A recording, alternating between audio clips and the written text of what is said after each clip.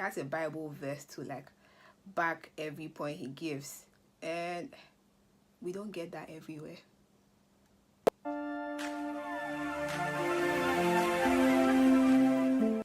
Hi guys, welcome back to my channel. I know it's been a minute because I had exam and I had a couple of deadlines to meet, and you know baby girl needs to get them grades right. But I'm back, and I'm back with another video.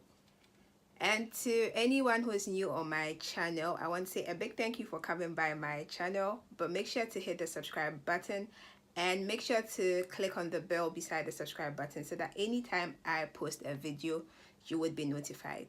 So today's video is going to be slightly different. Not different, but like, yeah, it's just something I feel is worth sharing. And yes, so I just decided to talk about it.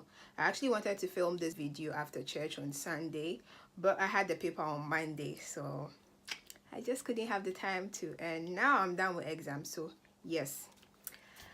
So basically what I want to talk about is something we've been talking about in church, or something that's been preached about in church for like a couple of weeks now.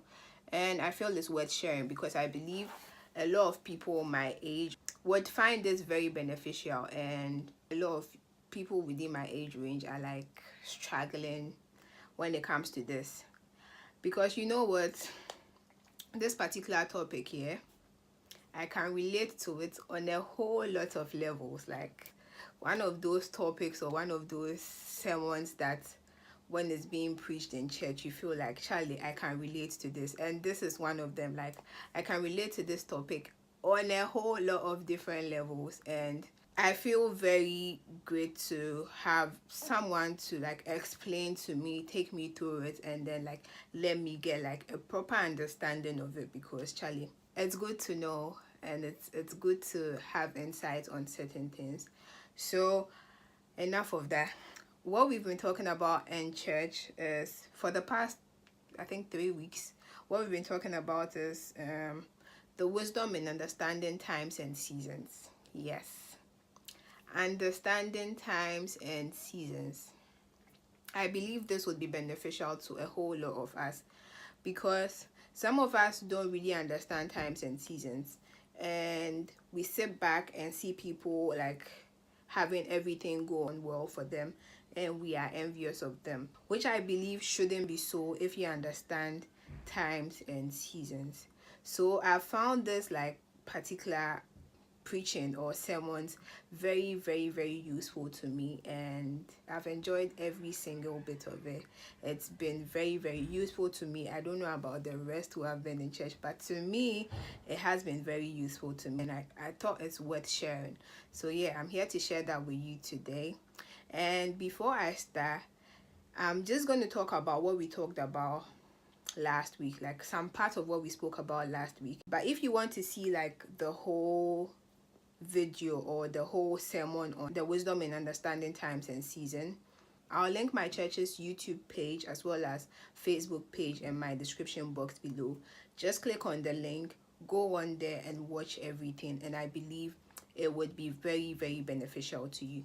So yeah, by the way, my church is CICC, and it is an amazing church. So what I'm going to share with you today is like a part of what we spoke about last week, a part of what my pastor spoke about last week, and it's about discovering your potential.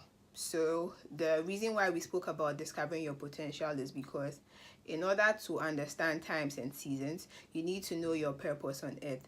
And in order to know your purpose on earth, you need to know your potential. So he gave us like a few points to help us discover our potentials.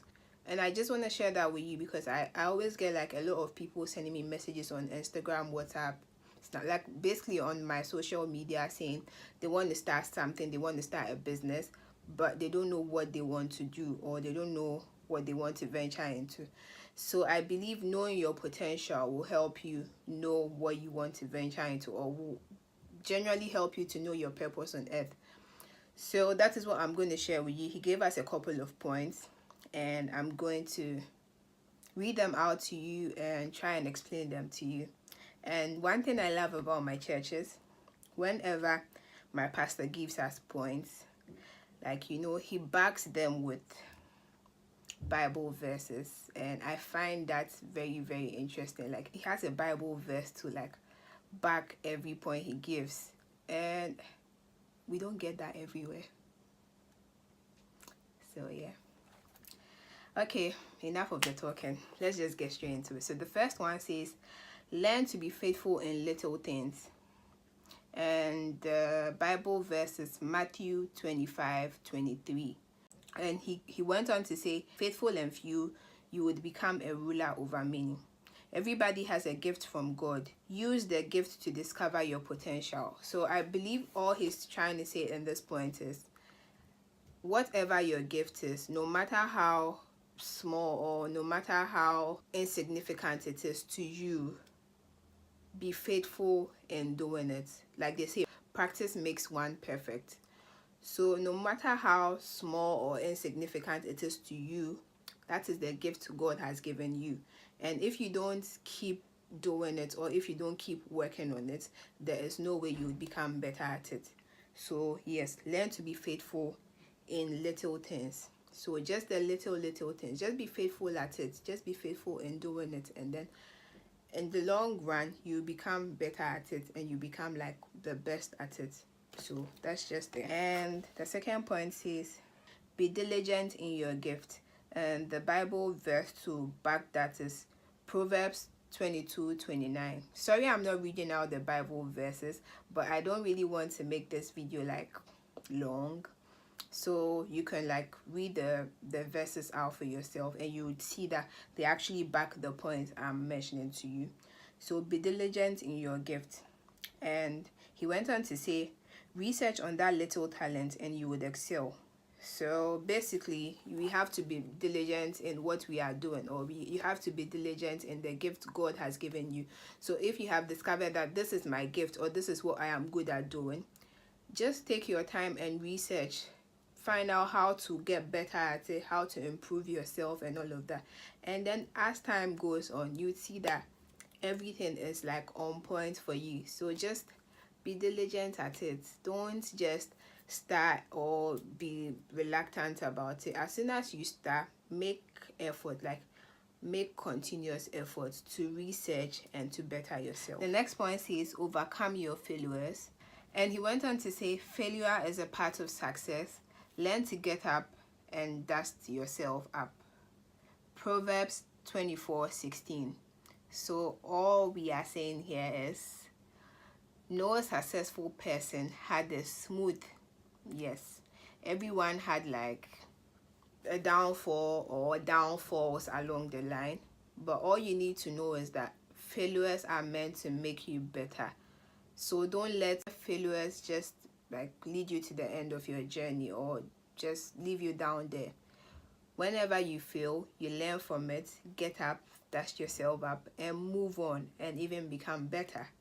So just understand that failure is part of the success story. Yes, so embrace it. And he said, avoid procrastination. If you are supposed to get things done, get up and get the things done. Procrastination is just a thief of time, they say, and indeed it is. So stop procrastinating. He actually used dieting as an example.